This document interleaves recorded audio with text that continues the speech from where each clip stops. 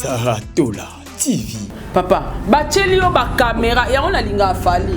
Pour fali tango yambaye a pesa mbamo information tokos tokutani nani. Jibe penza ba yambie bachelio ba caméra papa nanga. Banda bana batu caméra et puis ba ina ba caméra minene wana ya kala. Banda Olanda jibe journaliste azolo bazolo batuni jibe. Tomoni on a dalasa wato yambio après combien de temps boena boé. Yoka réponse à JB. Toujours. Papa chéri. Mais ça va te information dans un concert. Que bola nanga na na Texas na 17h place tel. Donc vieux wana alata charisme alors on a toujours papa toujours kaka. Mais n'ebi toujours communiquer ni na. Saratola TV. À l'époque. Ba vieux ba boulara te que musique photo quota.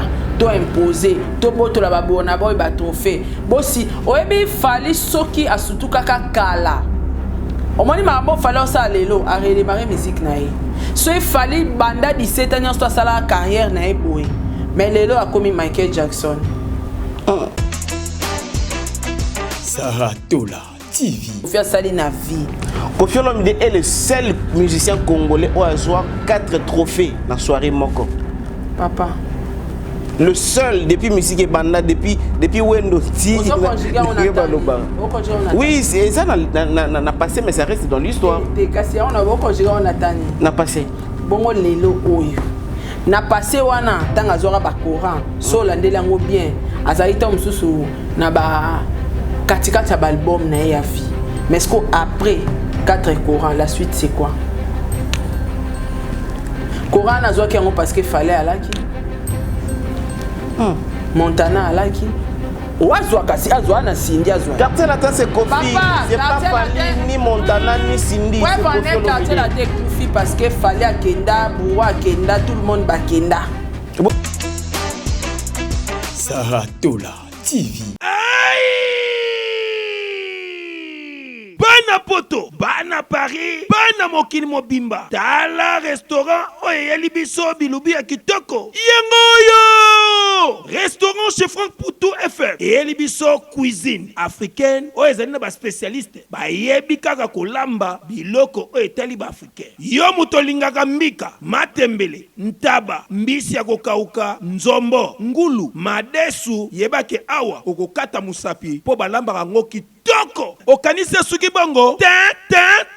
Awa na restaurant chez Franck Poutou FM. Ba bongi selibino chaque week-end. Eko banda ko yinda awa na miziki ya kitoko, c'est-à-dire que ba rumba ba live penza baza ko betela bino miziki, oza ko lia, oza ko bina, oza ko sepela na niveau ya mukiete. Po ambiance ezongi sikoyo na Paris chez Franck Poutou FM. Bon abino bato boza ko luka esika ko organiser anniversaire, mariage, réunion to conférence, yebake awa na restaurant chez Franck Poutou FM bazali na espace ezali na capacité plus de 150 personnes. Oyo okozala mubimba soko organiser ba manifestation na yo awa ekozala kitoko na niveau ya 2 fois T. Na restaurant chez Franck Poutou FM bazali kosala tous les jours à partir ya 10h ngingo si na X temps, c'est-à-dire 7 jours sur 7 na niveau ya 2 fois T. Adresse na bango Ezwami na 68 rue Émilie Zola 95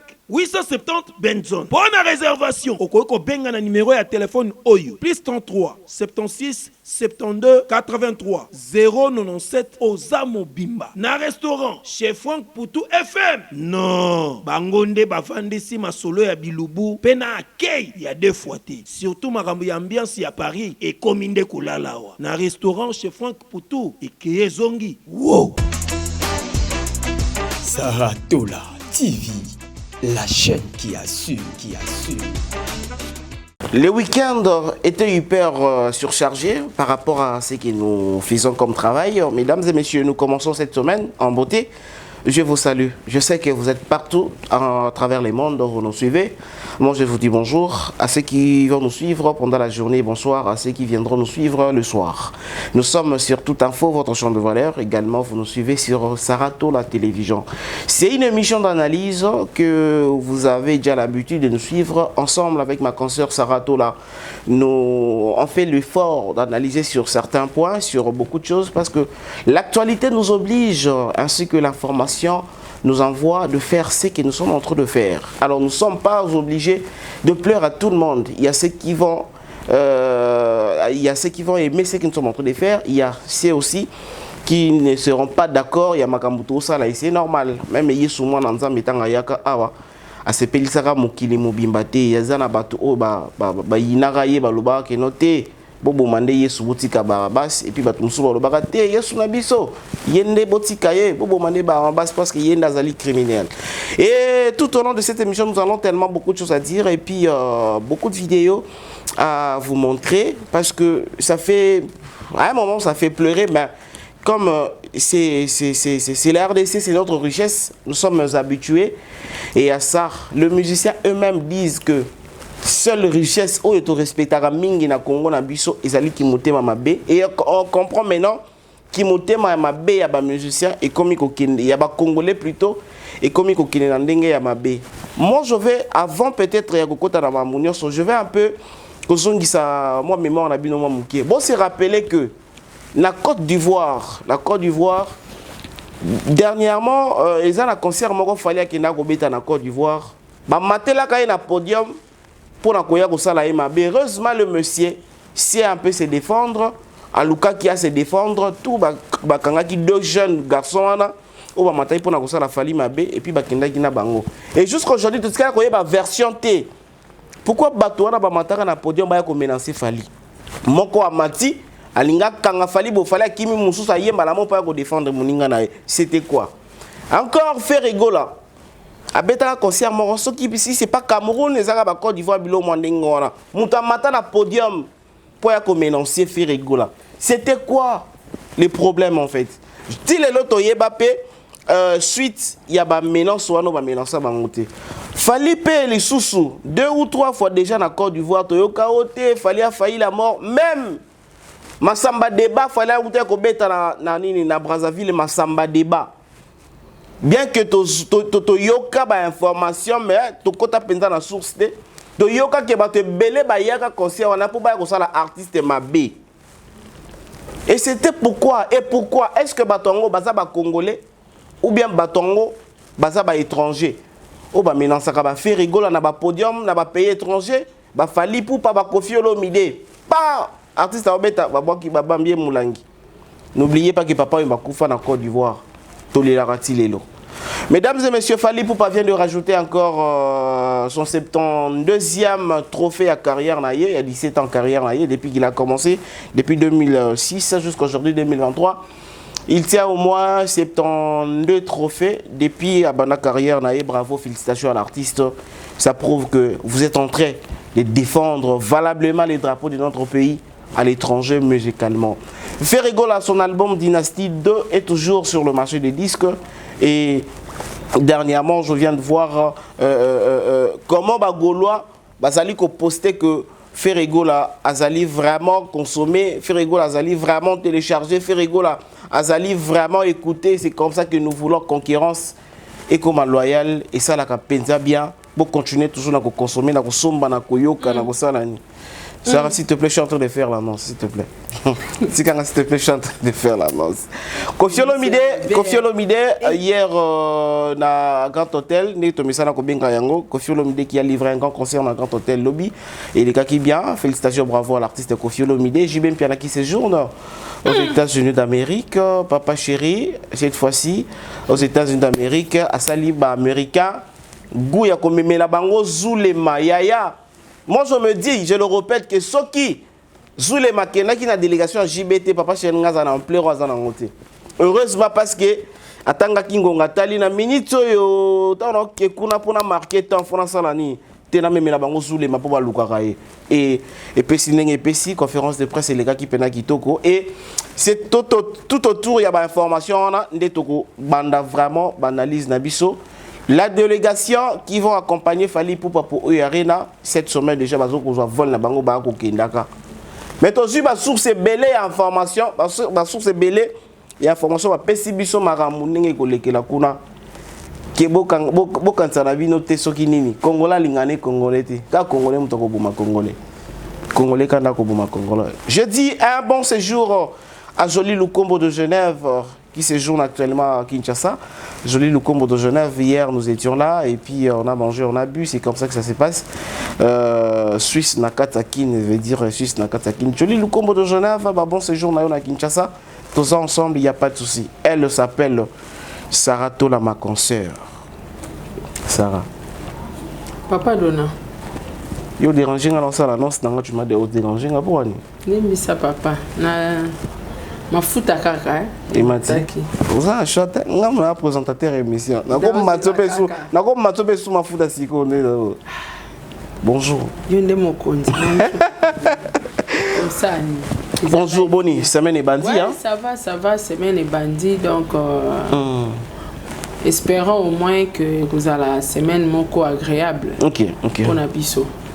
Donc semaine moko espérer que vous allez agréable toi bananza mais tu espérer kaka toi bananza faut te espérer ba faire bazo espérer ka biso to espérer te aya faire wala zo espérer biso peut te espérer c'est ça la vie directement to bana pénal information faire rigoler comme tu as opération accès to bana bango information à faire rigoler et dynastie 2 plutôt dynastie 2 na quand ça marché des disques je te dis.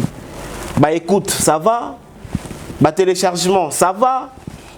Bah consommation, ça va. Bientôt, d'ici là, bah c'est des Akobima. Je sais et je crois que ça sera aussi dans les bords avec le CD. Sarah Tola quand même. Au cause ça monter maman la monter. Il y a qu'on féliciter faire rigoler. Oh yo mais azo make up quand même. Ça la marambo ya bien dans la plateforme sur le téléchargement. En tout cas félicitations à faire parce que na moni ba warrior na ebache e ba golois na ebache volontaire au sala ba challenge. OK. Et aussi la musique na eba vidéo. En tout cas félicitations. Ah ba challenge. Kasi on de na mona. Moi je parle des écoutes des écoutes de téléchargement. Moi na féliciter ezate ateki de à combien? Ba streamer combien parce que ba vidéo à TikTok et on impact. Ouais, ils ont un impact. Ils ont même l'autre na musique. Ba sombi combien ateki combien. To comme il y a un solo à 50 000 exemplaires. 50 000 exemplaires on a noté pour ba CDP dans le limité, ba CD bientôt. Est-ce que 10 000? Non, ba CD limité ba somba 50 000. Musique ba somba on a CD te. Ba somba on a ba streaming en ligne ba au streamer. Est-ce que tu as dit 5 000? L'équipe a 5 000. Le chiffre, nous avons maîtrisé le chiffre exact. Le cas bateau, tu as la biso, tu as un chiffre. Donc, moi, tu as un chiffre. Un chiffre, tant que tu as tu as bateau, moi, tu as 20 000, tu as 20 000. Tu as 10 000, tu as 10 000. Mais jamais tu as un mambo, tu as une preuve. Mais on a félicité où ils ont une vidéo qui est zongi. En tout cas, pour la vidéo, Basali. Voilà, tout au long de cette émission, je vais vous montrer au moins chiffre dans ça, l'iPhone, dans le chiffre, et puis nous allons débattre sur ça. Sarah Tola, Fally Ipupa, Aouti Kozwa, trophée. Te Fally Ipupa Nasuka. Fally Ipupa Nasuka. Donc, aussi, ça n'est pas Fally Ipupa. Tu vas dire ferré. Papa chéri, j'ai bien piano, aux États-Unis. Piaka. Oh. Concert papa chéri Piaka. Totalité. Oh. Concert VIP bon va te bailler. C'est une salle de fête. Oui, c'est une salle de fête mais quand même le va répondre. Va te bailler ça la musique qui to quoi. Via Betim Piaka. Via le bar fort. Moni bidi le bimi. Baniati va en bas place, matériel puis abisu bazula denga likolo. Il y a drone. Vide. En fait, tozo cholate ba vie basila. Ba salela ki époque na bango. Moni époque ba JB wana. Moni JB na Texas. Banga ba yamba e penande ba yamba star. J'y va perdre même que artiste abimandé, mais on a pas musicien. J'y va perdre. Non, mais ils ont simplicité. Ils ont une simplicité. Simplicité. Oui, à simplifier, les gars, quand on a pas musicien, ça la interview, la simplicité. Et puis, il y a ma bezanine. N'habitez sur que façon et à travailler à vivre dans le Kala. JB va travailler caméra. Oui, Texas. Papa chéri, to yambi au PC la biso. Phrase en galobani, je suis. Toujours. Papa, bachelio ba caméra, ya on a linga fali. Pour fali tant bo yambaye, a opesa mbamo information, tokos, tokutani nani. JB penza ba yambi e bachelio ba caméra papa nanga. Banda bana batu caméra et puis ba ina ba caméra minene wana ya kala. Banda Olanda JB journaliste azoloba batuni JB tomoni on a Dallas wa to yambi après combien de temps boye yoka réponse à JB toujours papa chéri mais ça bato information za na concert que bolandanga na obeta na Texas na 17h place tel donc vieux wana alata charisme alaka na toujours papa toujours kaka mais nebi toujours communiquer ni na tout ya wana pe piaka siko toujours kaka donc on dirait ba vieux balingi ko innover musique té ba vieux bazolinga ko innover té donc ba vieux batikali ka na concept wana ya kala yango moni lelo yo fallait zo sala ba exploit pour fallait ça la makambo bango ba salate a combien poli donc mutu pendo za conscient ne ata yo nengo zana oe ngakutu na avion na ça des vidéos nanga en tout cas Dallas j'arrive na ena ba roba oteka boza la porte pourquoi to loba nga kebeta concert oui nazo informer quand même à Texas na oya na ena ba robe na ena ba nini bobonga na ena ngo nazo informer bango ke no ya na bilo oteka ba benga nga basomba ngaka bon toujours c'est des choses. Non mais après on a quand même un salaire qui point de presse à réunir ça qui au moins ba journaliste pour na ko répondre à ba question na bango bakambango ya kala yango tozoboya musique eza bongo te poani ba vie ba otikala ka ba local yo so mona bona boya obeta arena sali point de presse. Mais ça reste un Congolais qui est concert aux États-Unis, mais local. Tu es un concert aux États-Unis comme international, tu es à côté ni. Non, mais déjà, ok, déjà au salle international. Au voyage au dans la salle internationale. Oui. Mais comme international le comité pour nous vendre musique na yo sur le plan international té. Vous mettez un concert sur le plan international. Vous mettez un concert mais côté comme international ba comité. Ba comité aucun artiste congolais doit disque d'or certifié à côté dans le monde international. Donc et ça en sens té JB ba vie ba sali na époque na bango mais batikali local papa dona batu musu ba otalanga ba oloba ko beta concert isa comme international té moni sal wana JB beti batu tu ba yo wana ba congolais yebisanga JB sala publicité na chaîne nini États-Unis chaîne nini internationale ba sala pub ba JB ka beta concert na Texas. Ba congolais na ba congolais communauté kande batonda na salwana donc ekoti sur le plan international té ba bien na biso oui ba sala succès mais succès local à l'époque ba vie ba boulaka te que musique il faut to kota to imposer to botola ba bona boy ba trophée bosi oyebi fali soki asutuka kala omoni mambo falo sa lelo a redémarrer musique na ye so il fallait banda 17 ans so sala carrière na e boy. Mais lelo a commis Michael Jackson. Non yebisa ote dona. Ba wenge kutu bakoma ba Michael Jackson. Ba wenge baba local. Baza local ti lelo obinanga jiba sali point de presse et ça la matin. Ba local nde ba osala ba conférence de presse. Nana Boduga tuna ifali pour pas question. Nengo memi presse. Parce que be mission ba concert a fallu de ko filmer na hotel ya copyright Irlanda. Talas ko fallait va bénéficier de quoi? Comme ma bande quoi na poto. Parce que bah filmer était de 1 peut-être analyse oui mais bah filmer était parce que quand on filmer na nengozo 6 ça na copyright ils ont Hollanda ozolo roté a tout nabi bon est-ce que peut européen ça accès il y a aussi la point de presse et tout abi pour anika to sala le roi batu nyonso e maramba kalate e maramba to e barate est-ce que les lois sur le taliban de on a vu mon sous international sur ba aussi la concert ba ça point de presse et à biso ba congolais avo beta concert moi monene point de presse avo Sarah en tout cas désormais nini analyse na biso banozala moi ba débat contradiction banozala comment il s'appelle Aya Nakamura. Ouais. Elle est venue ici à Kinshasa. Elle va bêter à showbuzz. À ça là qui point de presse. À sa congolaise. Aya Nakamura à ça là qui point de presse parce qu'il fallait visiter Borfel. Il y a un message à relancer. Ok. Voilà. Donc but il y a point de presse. Ils ont qui pour un concert. Exactement. Alors l'obéla concert parce que jamais on a causé à point de presse. N'a un événement à l'obéla. C'est normal à l'obéla. Mais point de presse n'a preuve on est. Fallait pas avant ça là. Abeta Nina Bandal. Ouais. Moi et l'eau mon moi point de presse c'est ça la marque parce que à outé kotika biloko. Balobaka. Et ça makambozo ça l'événement balobela ngo. Donc Aya Nakamura était censé il y a qu'au passer par la presse pour nous passer sa message presse et accompagner pour ebi orphelinate. Ba accompagner ba place oya inga ça la ba action nae et puis à parler peu sur concert nae c'est normal. Donc ça là qui penza ka raté que non point de presse ka pour un concert. Ça qui penza bon. Tozu star affaire.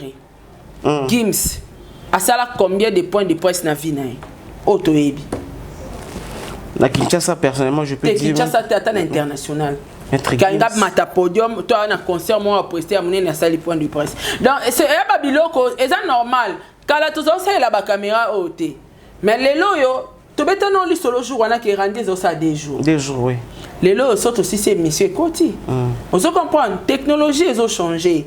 Donc technologie wana eza biloko to uta na ngona kala na musique mais bato ebele balingi ko innover ba kota na technologie sikate batikali kana ba système akala o ma changea voilà pourquoi autotune ba comprendre ngote nzoka technologie qui lelo ba Burna Boy ba Davido ba tout ba osela autotune. Alors sur ce on peut comprendre quoi que papa chéri a bêté concert est bien là. Vieux concert penda via sila na kaka. Donc bref via sila moi on a critiqué vie exacte ba vie ba sali ba exploit yo saranate et tant na époque na mon époque no c'est l'équipe a to forcer simba souster donc c'est pas la peine na ya ko kitsa vie ba sali trop mais vie penda par terre parce que na landa qui même au loba qui on a même 20 musiciens jamais to lobela 20 musiciens au jiba memi a memi ko orchestre mo bimbate a memi incomplet. Si on a comparaison à Falinde, il fallait même na doublure, a même na master, a même na journaliste auto et bilelo di la so na poto et a te que ba qui passeport a di la so na sima di la so ba chengulu. Sarah Tola. Alors merci. Alors la légende Koffi Olomide s'est produit hier pour le monde. La légende Koffi Olomide. Mutatika album na défaut. Ah ouais, la légende. Est-ce qu'il y a un mutaleki Koffi Olomide na album? Non, jusque là. Azali. Eh bon aider Bisoko. Azate. Mutaleki Koffi Olomide na album aza. Azate. Na Congo Mobimba. Aucun artiste musicien a un album belé plus que Koffi Olomide. La légende Mutatika. La seule personne, le seul artiste où les gars Koffi Olomide na banzembo. Ezaka papa na biso tabula ya kufa. Te wana ko compter te de Koffi. To contenir ça, to contenir ça. Tu as Koffi légende. Oui, Azalaka déjà légende Koffi Olomide. Voilà, les patrons du quartier latin s'est produit hier na Grand Hôtel Pullman. Si ko Bobaksa les patrons de quartier latin Poani, je sais tika manquer. S'il vous plaît. Bobaksa les patrons de quartier latin Poani. Mais les patrons, il y a des mukolo quartier latin. Mais toi il y a un président quartier latin Baxele ba titre Poani pour faire pas patron Jet Set. Oui. Héritier patron ya Tim Wata. Fallait patron F victime. Pour bigage légende mutatika album na défaut. Est-ce que le patron ça dérange? C'est ça normal. Na Monica c'était au Betty les patrons de Sokini. Voilà, comment tu as trouvé les concerts de Koffi Olomide alors Lobina?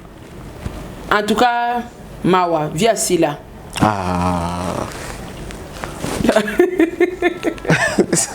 C'est comme ego. Via Sila ngaya Nathalie mingi perike na na tekela ki. Gazon si subo ngosu no mutumbe. Na yebisaki yo ekweyaki na piscine ngana sali commande ye bazui. Moi si mo mtayo somba nga ona ndakwa. Na yebeke ba utiliser. Yo mtote perike ona. Nga perike via che. Oh India Air.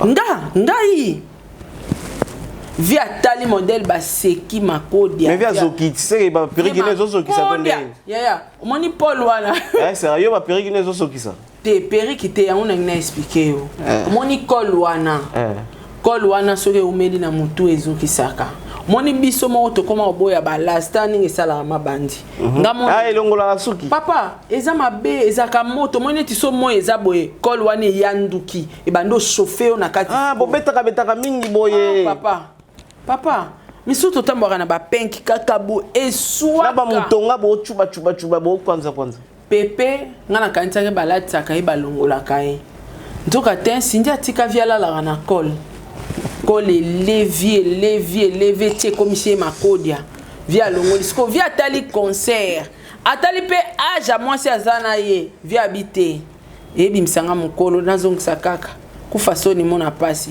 pia tindi basombele perike ezongi donc vie makodia ezotungisa fe na mutu pona nini bo critique ka perike fallait achaka na mutu te na clip ya nini wana kasi clip est-ce que ouera pas la ta perike clip après clip longola perike tia mopandi soit falaka sala rasora inga sala neti ana concert balati si concert esili balongoli no via la nango via la na perike vie butu akakabu ebo via sokola mutu neni sindi kwanza kwa nazo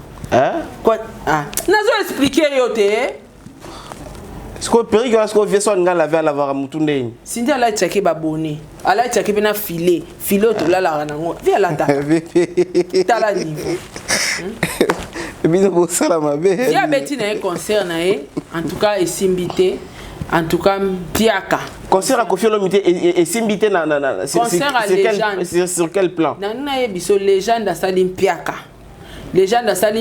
et puis légende webi ke likambo a légende oyo na ninga mabete pinda Koffi a légende Koffi a na album à succès 27 hein je 27, pense hein? 27 albums mais siko kombo a Koffi atana nomination ezokota te po ani papa dona ezaka mutuna yebi mutaboma na aboma Corée Afrique du Sud te to parler le passé te papa nomination kombo a Koffi ekota te po anini na album nyonso Koffi asali na vie Koffi Olomide est le seul musicien congolais au avoir 4 trophées dans soirée moko papa le seul depuis musique et banda depuis Wendo ti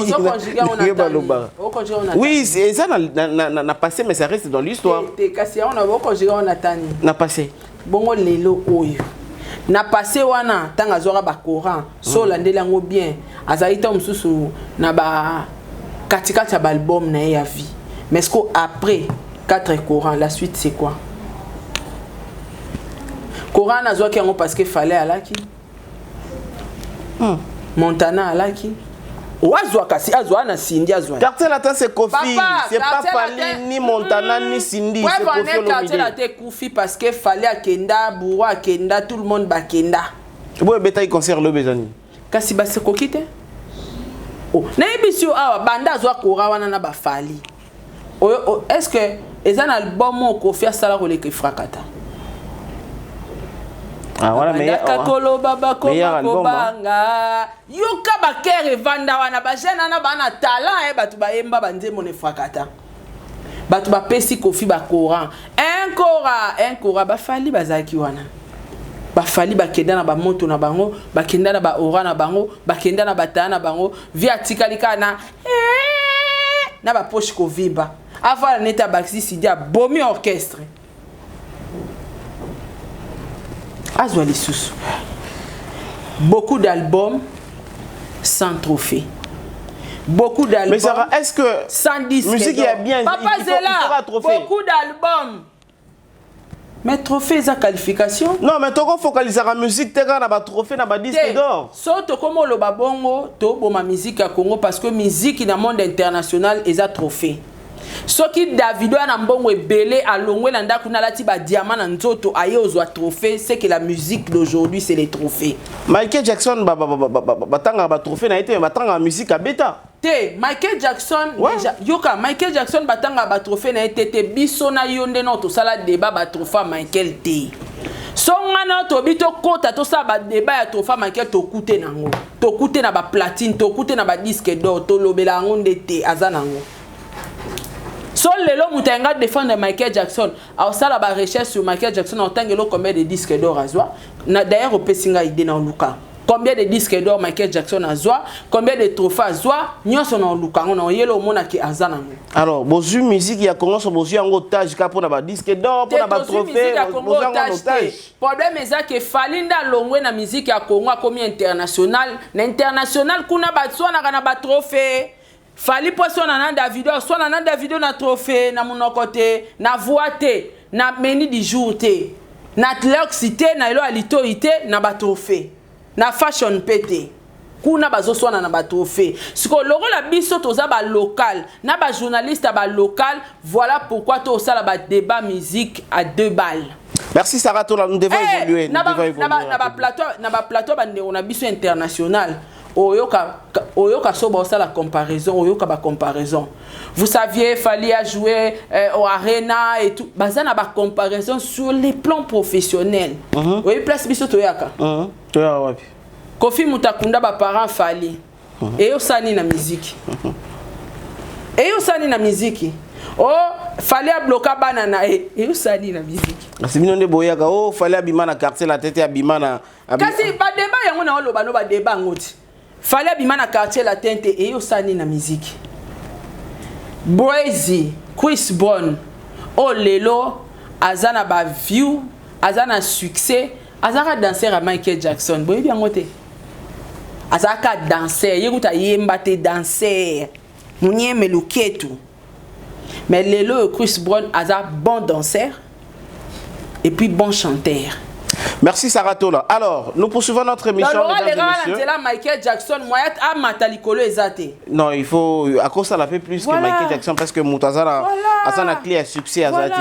Donc, légendaire, sans disque d'or, légende, sans trophée, légende, ni nomination, qu'à légende. Mais il reste la légende de notre musique. Papa, il faut légende où on les a défendus. Comme on a Kofi Alatara, il faut aller défendre en gros.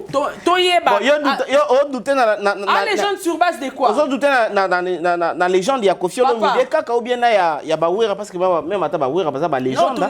Non tuninga ya wera te obeta CTA na ya Kofi on a le banon. S'il faut aujourd'hui parler de Kofi Olomide étant légende. Asa légende sur base de quoi? Tout ça débat ngana yo. Il est merci Sarah Tola. Je vais un peu t'expliquer. Yangwana, on va expliquer nga. So écoute na album au Kofi. Na roya partout. Na roya partout. Légende à Kofi. Parce que bato Wanda biso baza quand même une expérience et nous devons aussi respecter les gens comme Kofi Olomide. Non, on parle pas de respect. Je dis pourquoi. Oui, je dis pourquoi. Nous manquer ba tout respecter. Ah, photo ça débat professionnel pas qu'on respecter parce que tu respectes. Non, dans le sens parce que Kofi Olomide doit respecter tes pas à Mukolo. Non, le respect par rapport à Maramba Sala. Sur le plan professionnel. Oui, sur le plan professionnel. Que nous devons respecter les gens comme Kofi Olomide. Kofi Olomide a 27 albums en succès.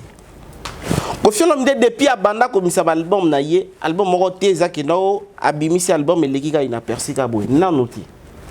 Kofi Olomide de son vivant a plusieurs chansons qu'on lit à tous les artistes et musiciens congolais. Kofi Olomide a ses produisant dans la grande salle étrangère où les Africains et belé se produisant avant Kofi Olomide. Kofi Olomide a montré aux gens que dans le y a orchestre pour que musicien, il faut qu'on signe contrat. Il faut qu'on foute à Yembon. Oui, c'est dans la musique. Il faut qu'on pèse à Yembon, il faut qu'on foute à musicien, il faut qu'on foute à Yembon.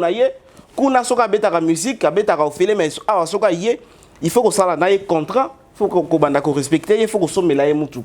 Kofi Olomide a montré qu'un musicien, il faut avoir une très belle maison. Il faut avoir une très belle maison. Il y a un musicien, il faut avoir la mouton, il faut respecter. Kofi Olomide a montré au chacun un musicien, il faut avoir la mouton à temps à Pémingi. Mouton peut salaire.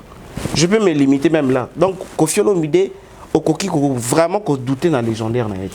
On douter dans le légendaire parce que débat, par exemple, nous sommes ici.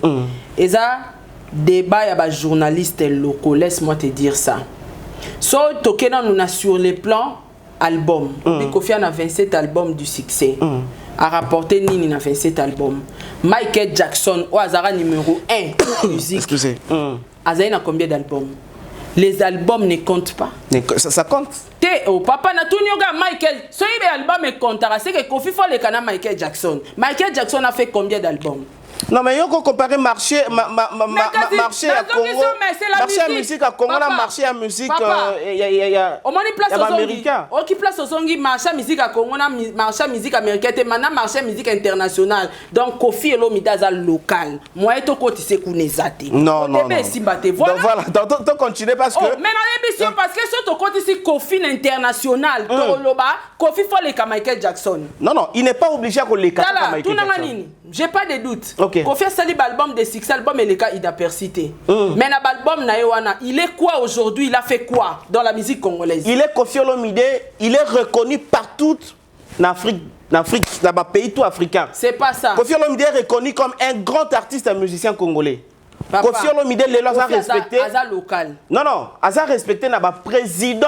Il y a pas pays étranger pas parce qu'Aza Mukolo, mais parce qu'il est musicien. Yoka, la respecter, même Bina Filé bako respecter parce qu'Aza artiste musicien. À même titre que Kofi. Yoka s'il te plaît. Yoka, ba respecter pour Aza musicien. Et on a vu au même titre que Kofi. Titre ou pas, bango tout ba repesa bango ba respect ou ba pesa ba musicien. Voilà. Donc Bina Filé na ki Bina Filé ne soit quitté le en France, on a 2-3 personnes boya pour kangane photo. Kofi pe soit quitté, on a moins 2-3 personnes ne peut boya kangana bango photo. Le grand problème est que ba musicien na biso ba sali trop mais ba légende. Il y a communauté na biso. Baza ba local, ba komi international te on a biso soki Kofi. O komi lobake démarche à musique internationale na biso ya Congo ya ndenge moté mais il faut assumer que ba loko. Mais est-ce que yo yebi que non ezali na ba étranger belé ba yeba que Congo existe grâce à la musique à Kofi? Te wanandete. Ah voilà. Moi grâce à la musique à Kofi Olomide ba yeba que y a un pays qui s'appelle la République démocratique du Congo grâce à la musique à Kofi Olomide. Voilà, je pense que voilà na biso même attendre va commenter ils peuvent nous aider. OK na ba pays africain na ba pays ya ba Est Afrique kuna il y a ba ouest. Na tino ka ba question moi mikie. Kofi Olomide légende, Lelo en quoi? Kofi a dit. Mais non tu peux épingler plusieurs choses. Mais la répondre on a plusieurs choses on lobby. Et ça force té. Et ça force té papa Kofi a sali album et belé album ata moko zo disque d'or certifié té. C'est néant ça zéro. C'est quand on a disque d'or ça synonyme à Robeta rara musique té. Et Robeta musique il y a bien té. Ouais. Disque d'or est synonyme. Disque d'or est synonyme et bête musique à bien. On parle de locaux et international. Ouais. Disque d'or est synonyme artiste international. Oui. Il y a débat tout bandon ça là. Oui. Disque d'or est synonyme il y a musicien ou international. Donc Kofi local. Bref, non. Kofi a bête musique bien. Kofi a beaucoup d'albums. Kofi est légende sur le plan local. Voilà. Aujourd'hui, je veux vous confirmer que Kofi n'est pas local. Tengai, selon toi, tu te confirmes que Kofi n'est pas local, mais selon moi. Par rapport à Makamuna, où tu connais Bissayo. Mais pourquoi tu fais l'effort de ne pas comprendre? Non, comprendre, mais ils ont local et on a force en fait. Ils ont appui. Kofi a sali plusieurs albums, je suis d'accord. Des succès, oui. Azuela Moni. Kofi a pas mérite belé. Kofi a vendu notre pays à l'étranger grâce à sa musique. Non, en quoi?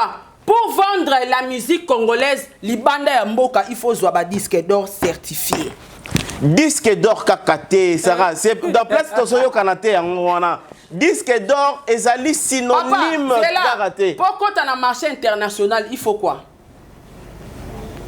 Pour pas reconnaître un marché international, il faut que 50 000 exemplaires international. Kofi Aza local. Mais vous savez que nous Kofi va plus de 50 000 wana. Atekango wapi. Atekango na France. Na marché local. Non, la France a marché local. Sora atekango na France. Oui, plus de 50 000 exemplaires wana na France. Papa. Oui. Débat to ça la kolukate. Batu baota la biso. babenga biso bazoba. Ok, très bien. Téléphone. Très bien. Au moni biloko obimisa na munoko ke Kofi ateka plus de 50 000 exemplaires na France. Na France. S'il te plaît, kota awa. Pour mutu azwa disque d'or certifié na Snap, il faut ateka 50 000 exemplaires na France. Kofi azwa ngotendeni. Mais na lobi boye, ba disque d'or ba ngoni so ba soaka wana. Batika ba combien d'exemplaires? Ça qui va plus de 50 000 exemplaires. Papa, Hollanda débat ya Kofi ou pas. Bien que zalaka ba disque d'or ya vrai té, mais bateka ba 50 ba plus de 50 000 exemplaires. 50 000 bongo te Donald. Talara makamba musique olingi yango mingi. Ba expliquer comment bazwa ba disque d'or. Ba producteur ba produit par exemple. S'il vous plaît, bon déranger biso ba producteur ba produit par exemple 100 000 exemplaires. Na 100 000 exemplaires batindi 10 000 na Londres. Batindi 10 000 na Congo. Batindi 10 000 na Belgique, batindi 10 000 na France, nous sur 100 000 et Kami à remettre artiste disque d'or. Comment Kofi a coté 50 000 exemplaires en France à certifié? Non, papa. Kofi a sa légende. Oui. Non, mais ce qui est distributeur à la France, et que distributeur, il a réussi à distribuer 50 000 exemplaires. Bien que Tekami n'a en Côte d'Ivoire et Tekami n'a en Algérie, mais à partir de France n'est pas distribué. Mais Tekami na France. Papa, Kofi a Tekami na France. Artiste Nyon so a Tekami na France 50 000 exemplaires. Azora disque d'or na ata après 20 ans. Disque d'or bazoango ata après 20 ans. Ce que la banda musique à Congo ezala, banda Kofi a sali tous les albums de succès. Tilelo azui ata disque d'or certifié mon côté na France. Kofi Olomide a légende na Congo. Kofi Olomide a sali musique à succès, beaucoup d'albums locaux.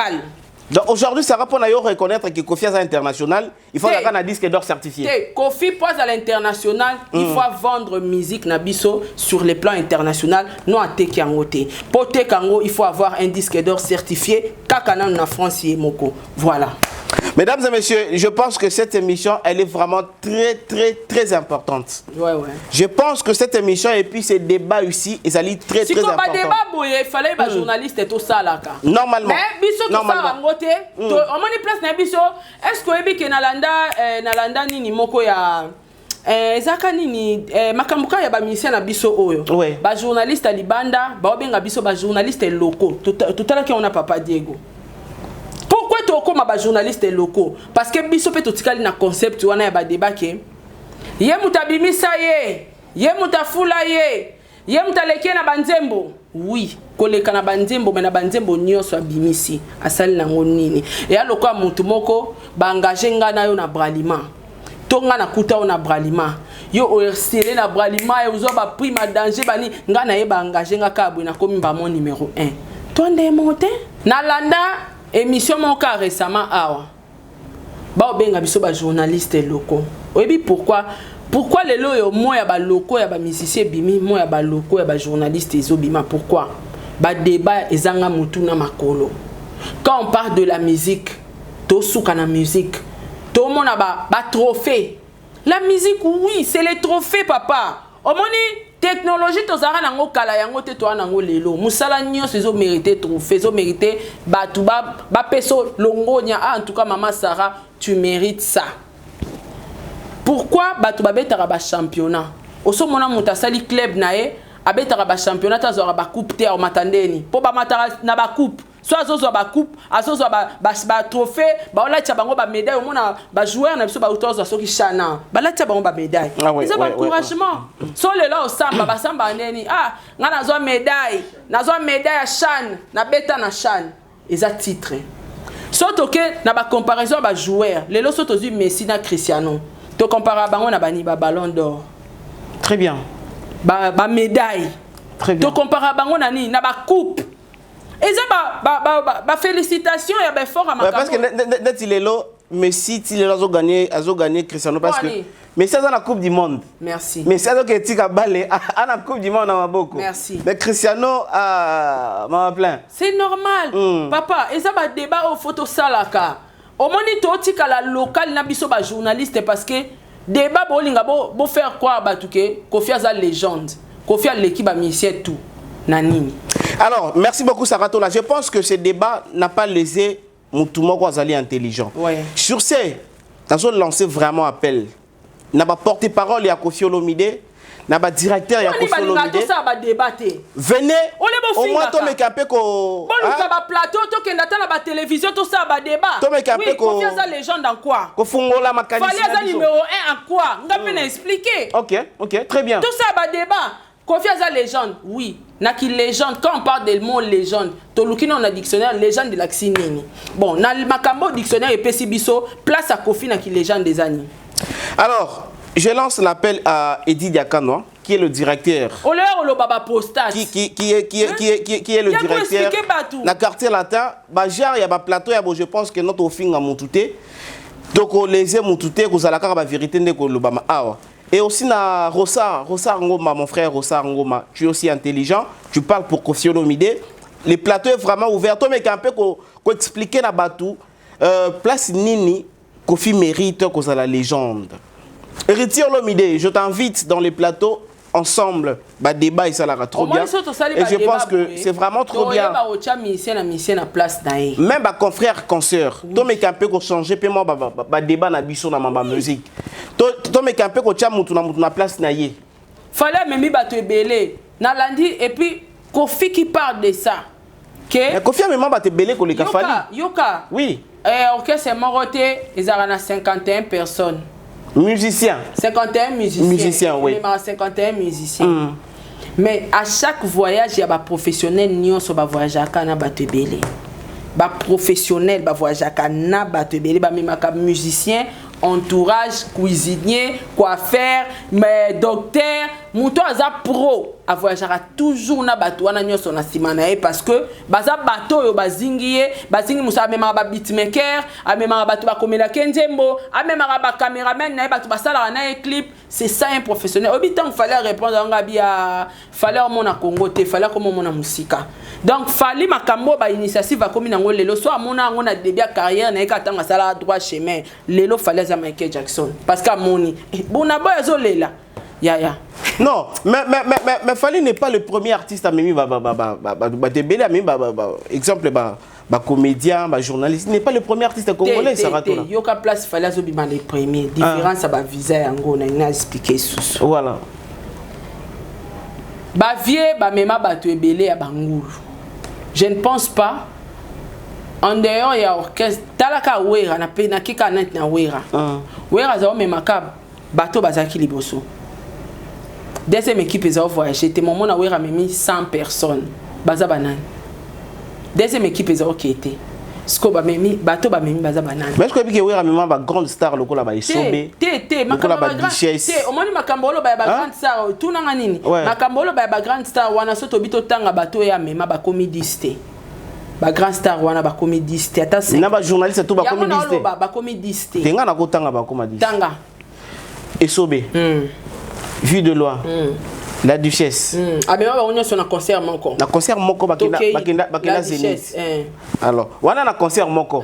Soto biso na ba concert mususu li. Siko yebisanga na ba concert wana à chaque concert on met 100 personnes. Voilà, mesdames et messieurs, je suis très heureux. Très heureux. Ça aussi sa place. Rapidement, oui.